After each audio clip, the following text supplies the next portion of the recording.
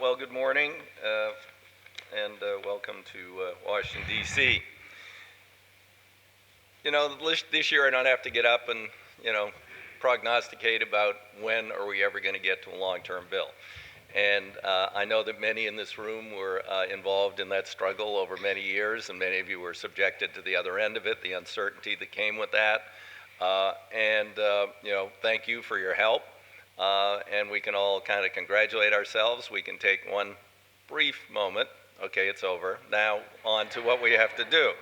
The bill was, I honestly, better than I expected, especially from where we started out in the House discussions. Bottom line, Bill Bill wants to keep the committee bipartisan and has that tradition, but he also knew that he had 60 or 70 devolutionists on his side who say, look, the federal government has no business authority nor right being involved in transportation. We should do what Grover Norquist wants and send it all back to the states. I've subjected some of you to my poster, which I used during this debate over a number of years, which is from Life magazine, 1956 aerial photograph of the brand new Kansas Turnpike that ends in a farmer's field at the Oklahoma state line because Oklahoma ran out of money and said, sorry, we can't build it.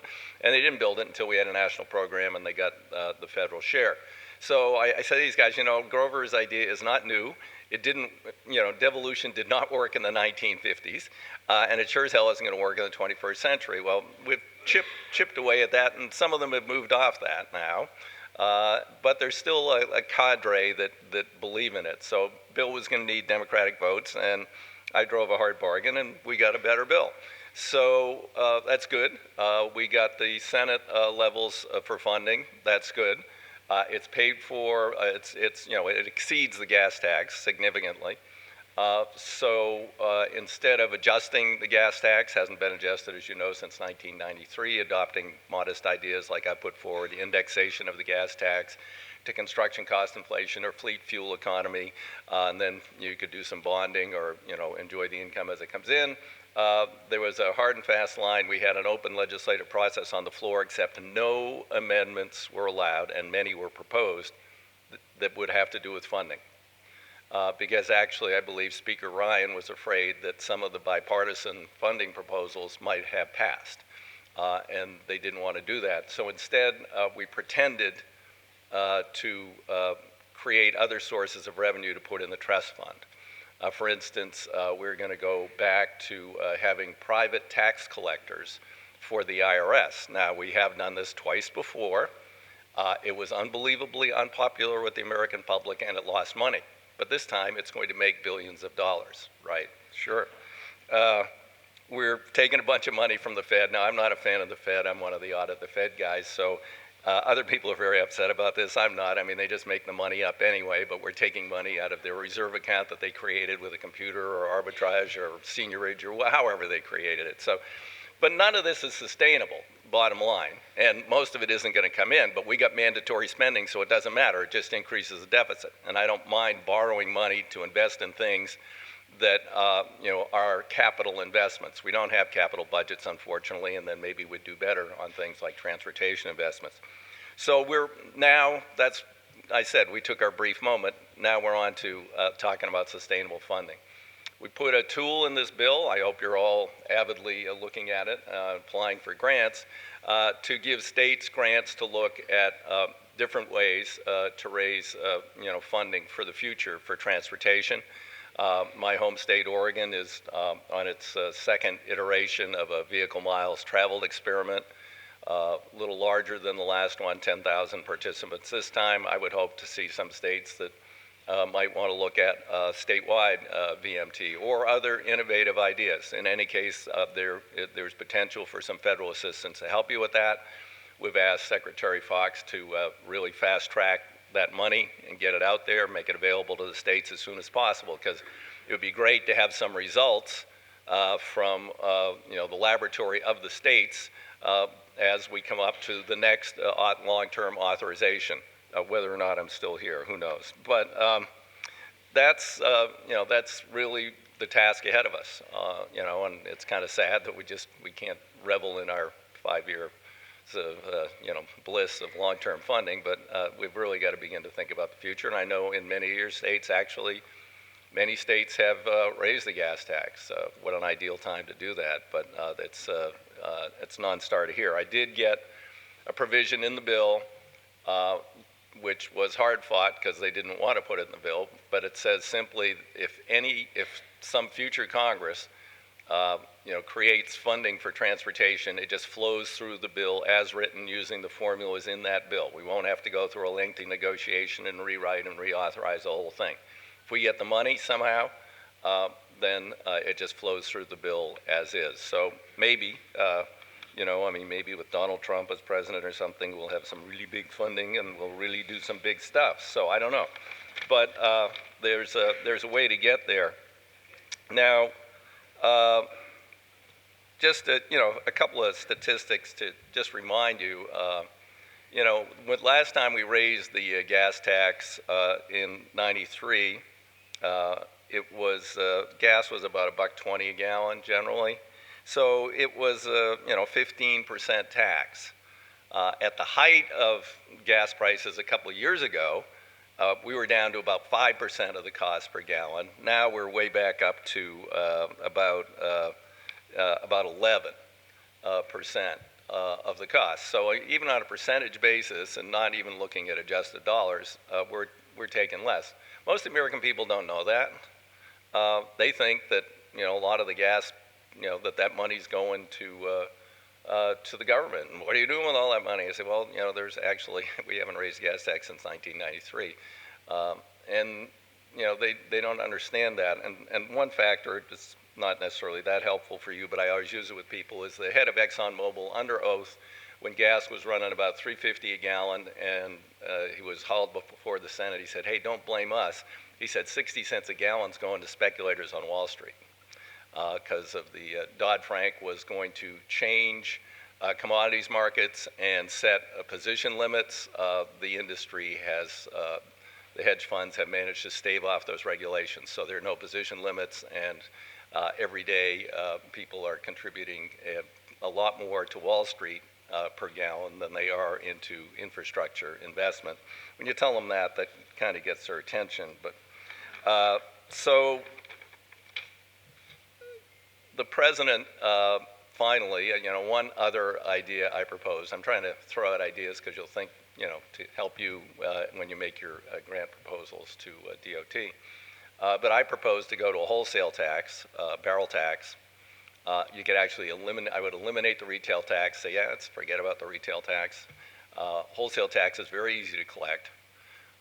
And basically tax the fraction of a barrel of oil that goes into transportation uses.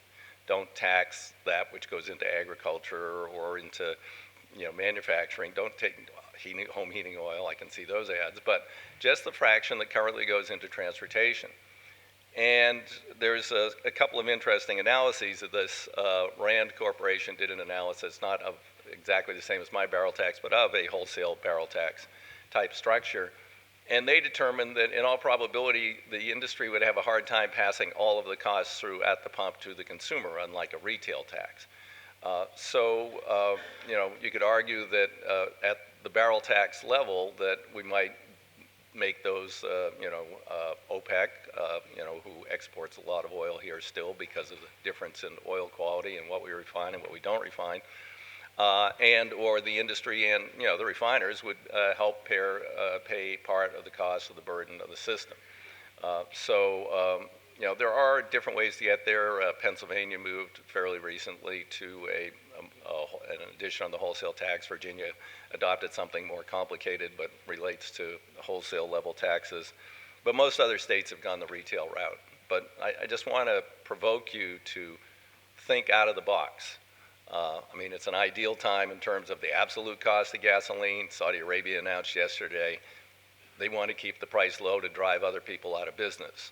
So they're not going to cut production. So we can expect for the near future, they're saying they can make money at $20 a barrel. Right now it's the $31 a barrel. $31 a barrel, as you know, if you come from any of those states, is shutting down fracking and everything else all across America. So they are determined to take out a bunch of the competition and then jack the prices up again, and then it'll take people a while to ramp the alternate sources up for a while, and then they can make extortionate profits for a while, and then so we're on this roller coaster probably for a while. But right now, with the low prices, is a good time to be thinking about experimentation. So that's pretty much the state of where we're at. I'm actually not doing surface transportation right now. We're launched into the federal aviation reauthorization. We've agreed on most of the bill, and it's it's a pretty good bill. The major bone of contention is whether or not we'll privatize the air traffic system in the United States. Two countries have done that. That's in Canada and Great Britain. In both cases, they paid for the assets. There were huge transition issues. The one in Great Britain had to be bailed out. I mean, obviously, this is a system that is really too big to fail. Air traffic, aviation, national airspace. And we have a constitution that prohibits delegating regulatory authority to a private entity, even a non-profit corporation. So the bill has a bizarre workaround where anything that they propose that would really change the system the secretary will create a new office, and in his new office, he will have people who advise him because he has only 45 days to say yay or nay to their decisions. And if they propose to, say, impose some new passenger tax or something else, because they will have the taxation power, if he disapproves it, then they go to court. So this is going to be the grand new construct. There's a better way to do it. I propose that they wouldn't go there, which is let's have a freestanding government corporation where you don't have to have a Rube Goldberg, and it could make its own decisions, and you don't have to worry about the assets because the government still owns them, and that's what most every other country in the world has done, where they have spun off air traffic. They've established government corporations and not private corporations. But anyway, we're having that discussion, so I'm a little distracted from thinking about surface transportation. So with that, perhaps you have a few questions, and then I'll move on. So anybody got a question?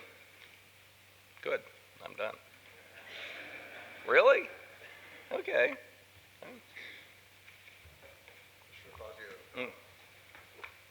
On the aviation bill, maybe you could speak to the issue of the fact that it has not moved to the floor. What is your guess as to what the process forward might be? We've heard some reports that the Senate Commerce Committee may be taking up the bill. I know Ranking Member Nelson has had conversations with you on some of the content of the bill. What do you see happening as we move forward from today? Well, I went over and met with Bill Nelson, I don't know, about 2 weeks ago, I think, and he's adamantly opposed to the privatization, and as are the chair and ranking member of the Appropriations Committee. So he thinks it's dead in the Senate. He says Toom sort of has finger in the wind, and he thinks with the controversy in the House, we won't go there. But I've seen at least 5 contradictory interviews with Toom this week, so I'm not sure what. And he has the Republicans. It's similar to what we did over here. They're working with the Democrats on all the other parts of the bill, but the Democrats don't know what they're going to do on the ATO. On the Senate side, on the House side, the bill, they had hoped to bring the bill up this week. They've run into a few problems.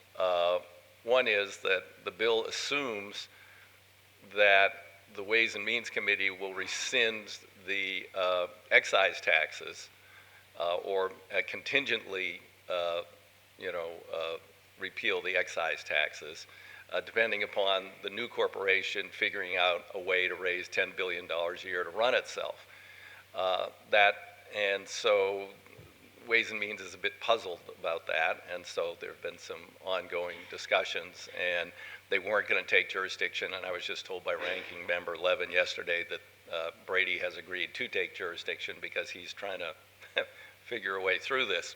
So that's one issue. There is an issue that relates to surface in the bill, which is very controversial. It's called, just to confuse things, this is the FAA bill, but this is called the F4A provision, which relates to hours of service. In California, the result of a court case on intrastate trucking has an impact on interstate trucking because of the way the decision was written. and the trucking industry is very upset about this, and they think, even though it's only a circuit court decision, that this will spread nationwide. And the decision subjects truckers in California to hours of service and meal breaks in California.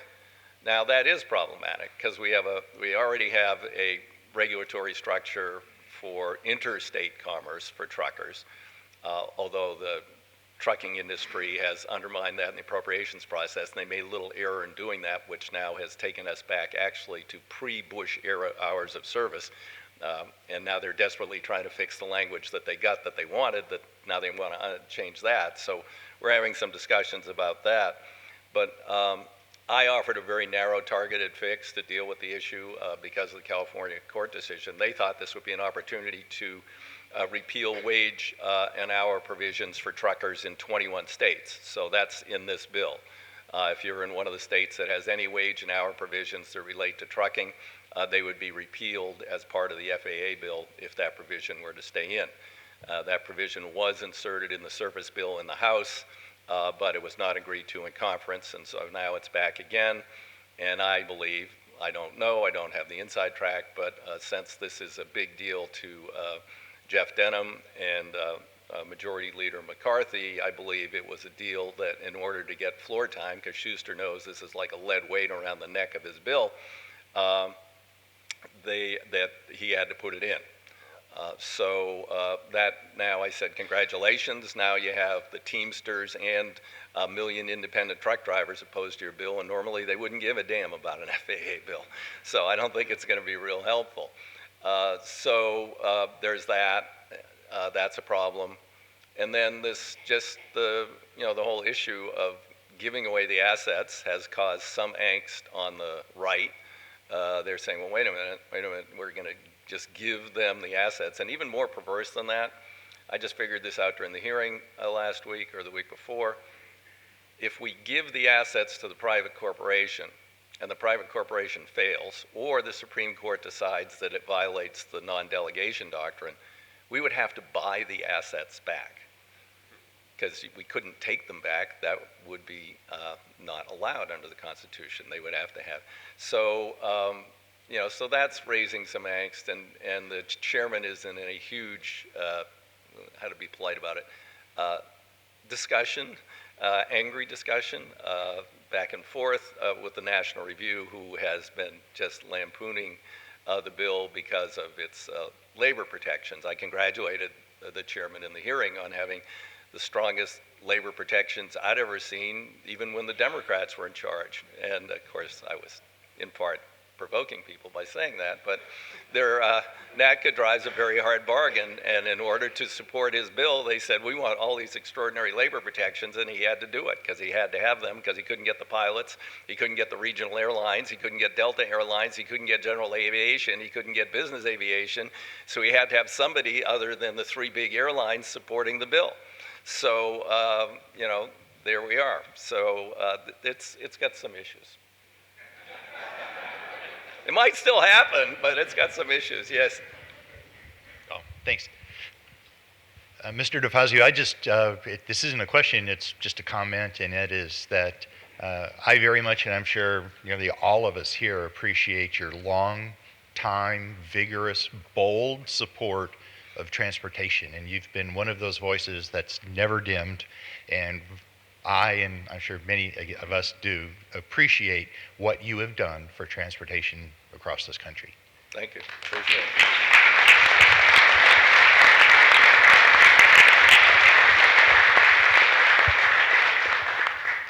Hi, I'm Dick Hall from Mississippi. As you stated, you're in the second phase of your pilot program for VMT in Oregon. I would think it's going to be very difficult to bring that to total maturity in one state because obviously people from Oregon drive into Washington and adjoining states. Is there starting to be any kind of serious conversation in Congress about going to a VMT tax on a national basis?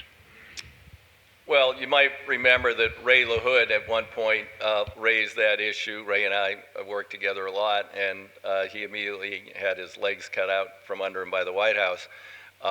And to be truthful, on the Republican side of the aisle, there's not a lot of enthusiasm, although there are some who are saying, well, wait a minute, that's a user fee, and maybe that is a fair way to go. So, it's a growing discussion. I mean, but it's not right now. It doesn't enjoy anywhere near majority support, and there are problems with VMT, as you pointed. What about crossing a state line if you do it state by state? Well, that's an obvious solution, which is you track somebody with GPS, and those miles don't count.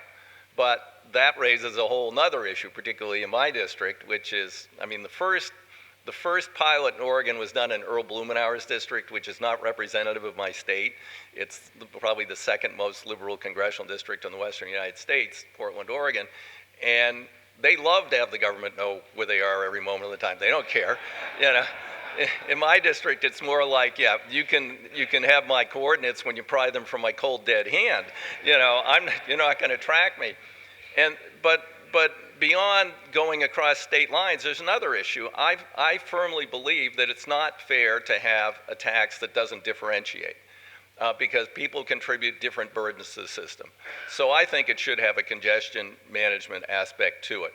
Because a farmer in Burns, recently in the news because of Malheur, but I always use Burns, so I'll keep using Burns, who has to drive 25, 30 miles to the feed store, shouldn't pay the same per mile cost, there's no one else on the road, as someone who decides to jump on 205 in Portland, which is backed up, just horribly. So I think it needs to be, have a congestion aspect to it too, to be fair. And that does require tracking. Now I've had a parade of software people come through and say, oh, we got a solution, because you got to be able to go back and contest your bill too. But we don't, who's going to hold, we did recently come up with this agreement on a very controversial issue of phone records, and the decision was, well, we'll leave your personal phone records with the phone company, but the government could go get them in an exigent situation. Well, if people really knew that actually the commercial sector knows more about you than the government does because of all of the tracking that goes on out there, I don't know that that's the solution either, to say, well, the companies will keep your data and you can review it with the company, but the government can't access it except under subpoena, whatever. So that's a tough issue still. I think the privacy issue, and that varies with individuals. But you're right. I mean, crossing state lines, crossing into Canada, which goes on a bit out in our part of the country, or just this, the whole idea of congestion management. So Oregon isn't dealing with any of those issues. It's a volunteer program. In fact, it's not that well constructed because you can either pay I can't remember exactly how it works, but the bottom line is if you get a dually pickup truck, you're going to come out ahead, and if you get a Prius, you're going to come out behind under the way Oregon's running the VMT, which doesn't exactly seem to reflect a great social value either, but it needs more work. So there's room out there for people who have creative ideas on VMT, at least to try some pilots in other states. So. Okay, great. Thanks. Thank you very much. Okay, Thank thank you. you.